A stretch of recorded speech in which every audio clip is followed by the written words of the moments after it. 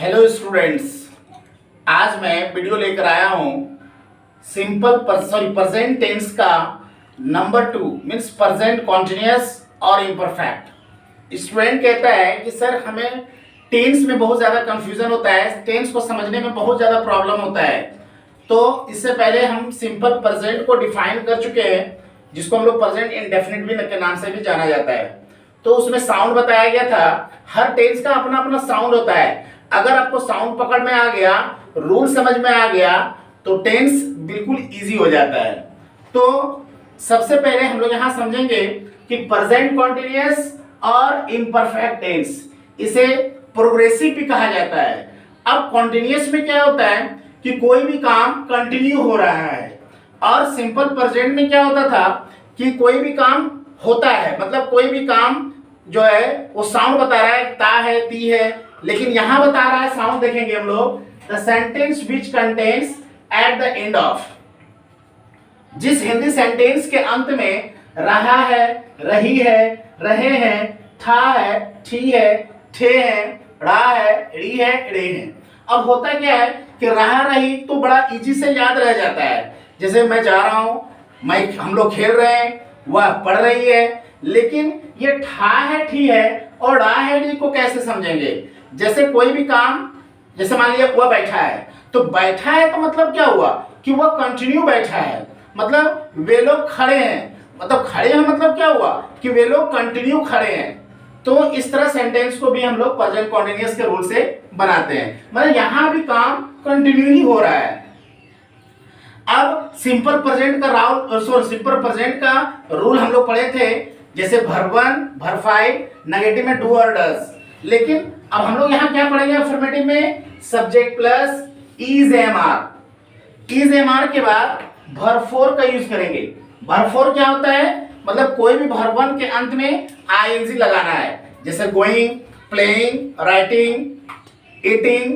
अब present form में हम लोग यूज पढ़े थे इज एम आर का यूज, तो वहां इज एम आर क्या था? मेन वर्ब, क्योंकि इज एम आर के बाद हम लोग वहां कॉम्प्लीमेंट लगाते हैं। लेकिन यहाँ इज एम आर के बाद ये वर्ब आ गया, एक्शन वर्ड आ गया।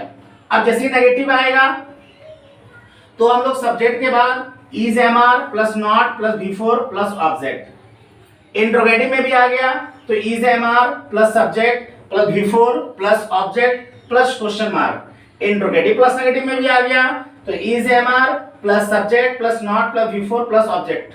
अब अफर्मेटिव में भी वर्ब 4 का यूज करेंगे, नेगेटिव में भी वर्ब 4 का यूज करेंगे, इंट्रोगेटिव में भी वर्ब 4 का यूज करेंगे, और इंट्रोगेटिव प्लस नेगेटिव में भी वर्ब 4 का यूज करेंगे। अब हम लोगों को अगर कोई स्टूडेंट प्रेजेंट फॉर्म अगर पढ़ा होगा तो यहाँ इज एम आर आपको बताने की जरूरत नहीं है।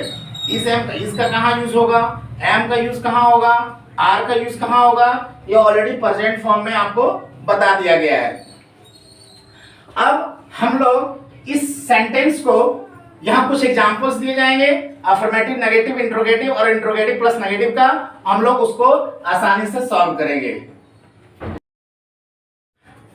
आगे बढ़ने से पहले मेरे वीडियो को लाइक करें और मेरे चैनल को सब्सक्राइब करें और ज्यादा से ज्यादा इसको शेयर करें, ताकि मैं नए नए वीडियो आप तक पहुंचाता रहूं।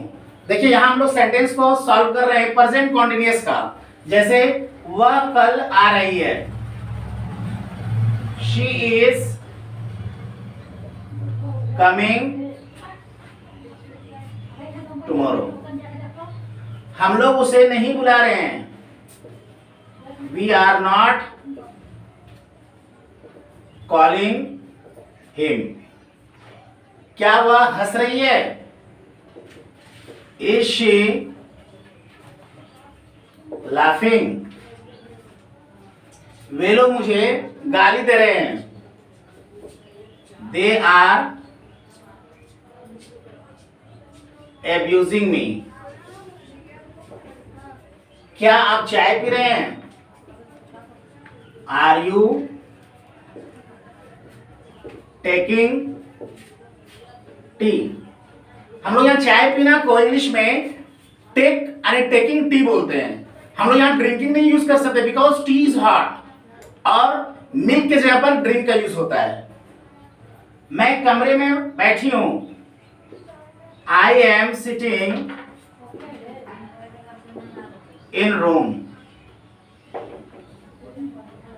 क्या वह वहां खड़ी है? Is she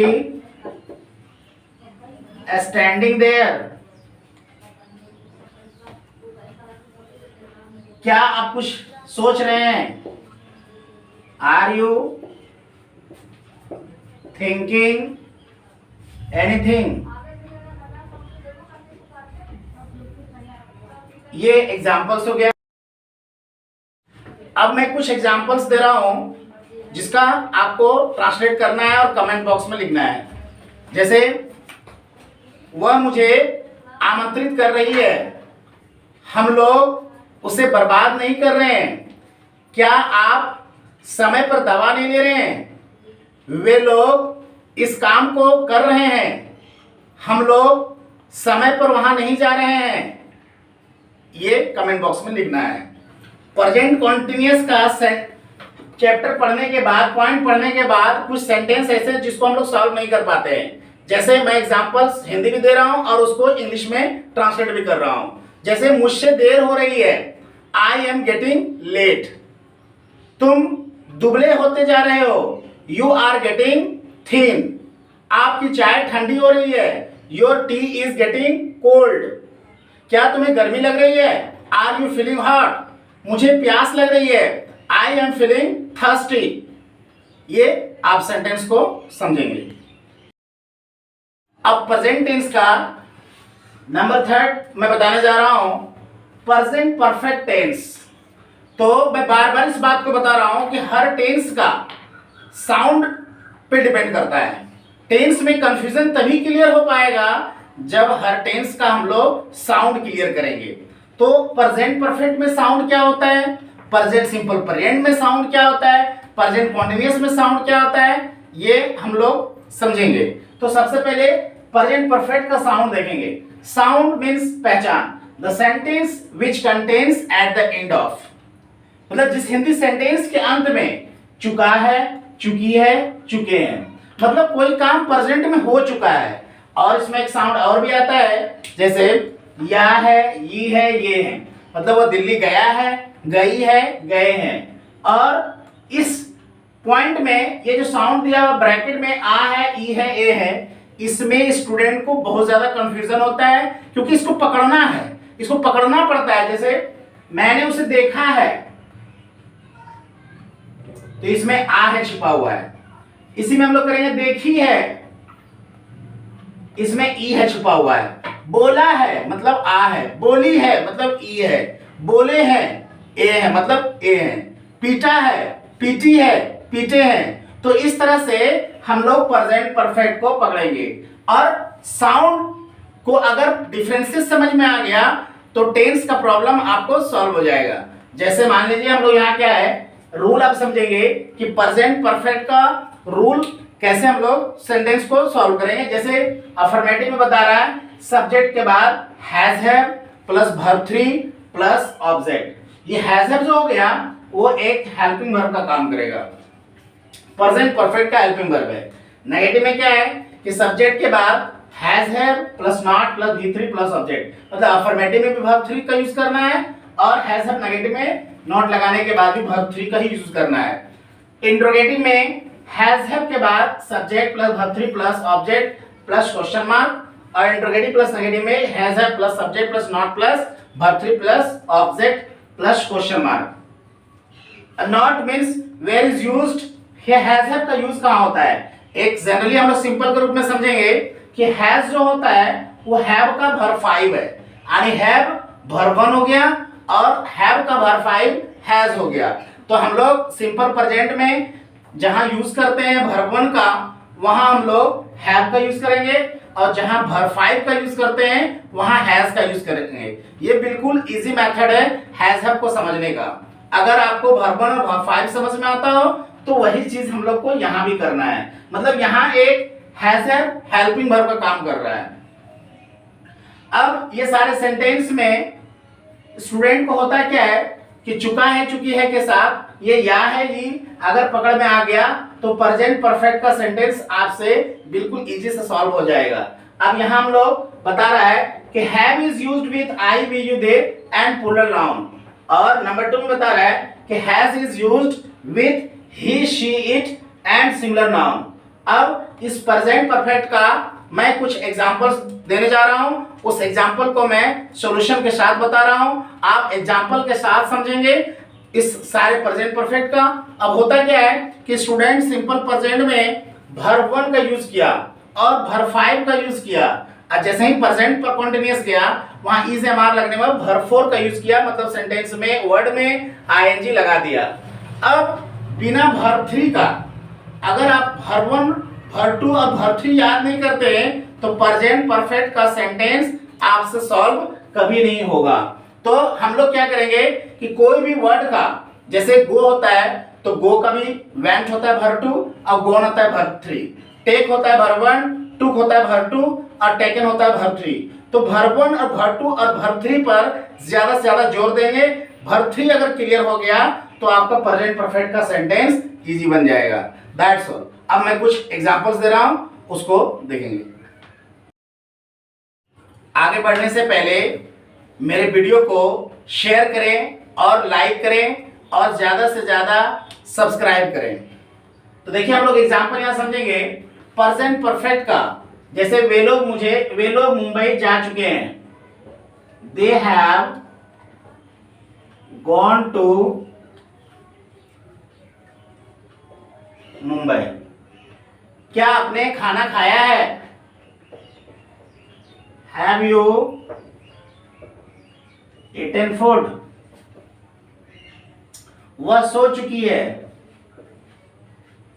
she has slept. मैंने उसे गाली नहीं दिया है, I have not abused him। Train खुल चुकी है, the train has started. Train वह मुझे बेवकूफ बना चुकी है, शी हैज फूल्ड मी। उसने मुझे सब कुछ बताया है, he has told me everything। क्या तुमने मेरी कलम तोड़ी है? Have you broken my pen? तो इस तरह से प्रेजेंट परफेक्ट का एग्जाम्पल हो गया। अब मैं कुछ एग्जाम्पल्स आपको दे रहा हूं, उस एग्जाम्पल का आप लोग कमेंट बॉक्स में उसका ट्रांसलेट करेंगे। जैसे एग्जाम्पल है, मैंने उसे आमंत्रित नहीं किया है। क्या आप लोग पहले ही वहां जा चुके हैं? मैंने सच नहीं कहा है। क्या आपने समय पर दवा नहीं ली है? वे लोग इस बात को जान चुके हैं। तो आप कमेंट बॉक्स में इस सेंटेंस को ट्रांसलेट करेंगे।